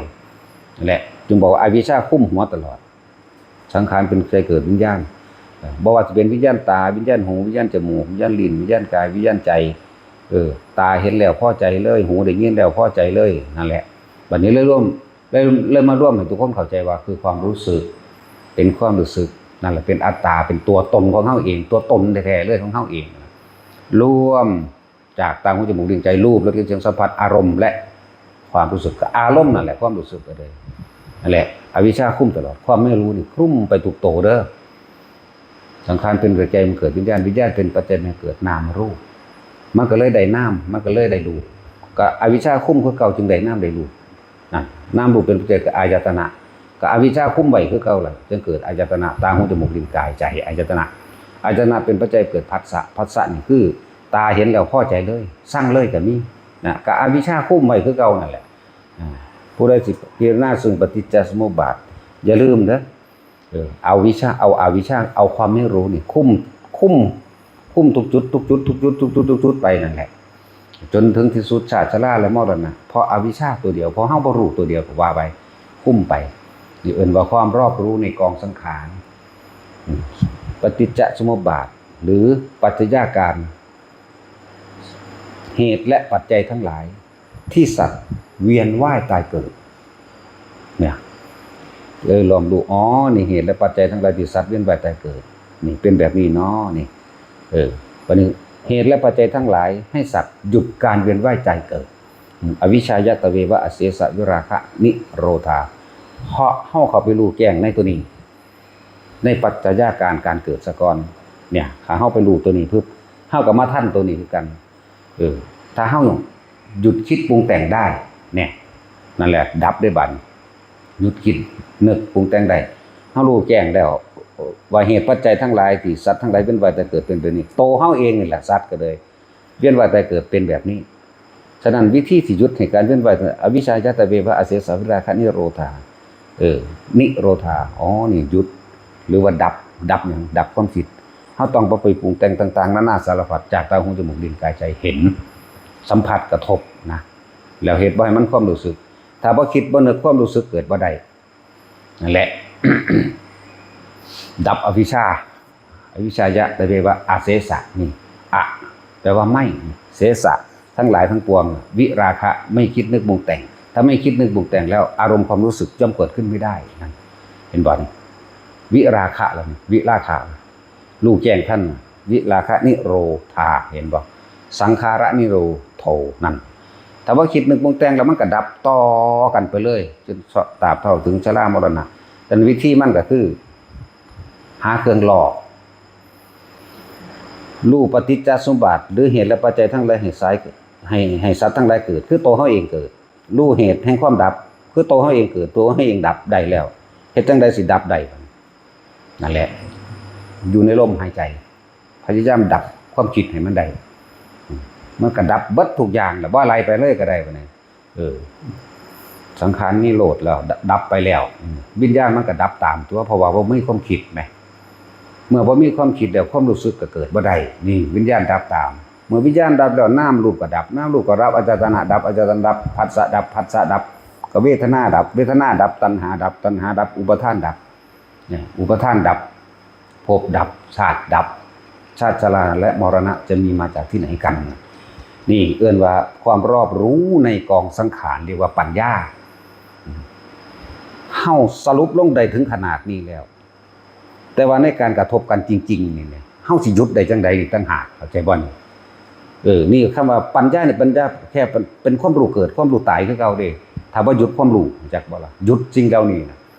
หยุดคิดนั่นเองหยุดทั้งเบิดนี่มันรู้ขนาดนี้แล้วเฮ็ดจังได๋มันสิหยุดได้ฉันถึงว่าต้องหยุดรู้ต้องหมดรู้ต้องหยุดคิดหมดคิดนะ หยุดตัวนี้ก็เลยเอาลมนั่นแหละเป็นเครื่องล่อบ่ให้มันไปคิดปรุงแต่งปรุงสร้างเป็นเครื่องอยู่สรุปร่วมให้เลยก็ได้ผู้ใดพยายามทำจิตหนึ่งให้เพ่งอยู่ในอารมณ์ที่เป็นหนึ่งกับลมหายใจนั่นแหละประตูพระนิพพานเลยจักบ่แล้วก็ตายในลมหายใจใดมันก็เปิดหัวออกเลยได้ขนาดมันแค่นี้นึงได้บัดนี้นี่แหละสรุปย่นย่อเลี่ยนมากๆเพียงใดก็ช่างเถอะมันต้องทิ้งทั้งหมดการปฏิบัติทั้งเบิดมาสิรู้สิเห็นหยังก็ช่างเถอะแต่ว่าในฐานะผู้เป็นครูเป็นผู้สอนเพิ่นไปรู้อันนั้นนี่แม่ก็ช่างอุปโลกหรือยกขึ้นมาเพื่อความเปรียบเทียบคลายความสงสัยแก้ความสงสัยเท่านั้นเด้คลายความสงสัยให้กับบุคคลที่เขามาถามแบบนั้นนะคลายให้ซื่อสุดท้ายแล้วเพิ่นก็ต้องดับของเพิ่นเองด้วยการบ่คิดนั่นเอง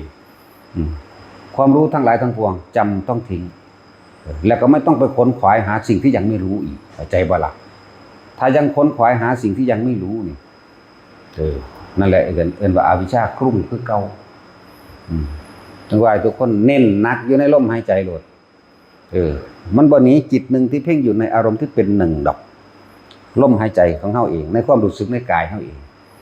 เฮ็ดอยู่จังซี่ทำไม่บ่อยทำไม่มากทำให้ชินชาอยู่จังซั่นล่ะ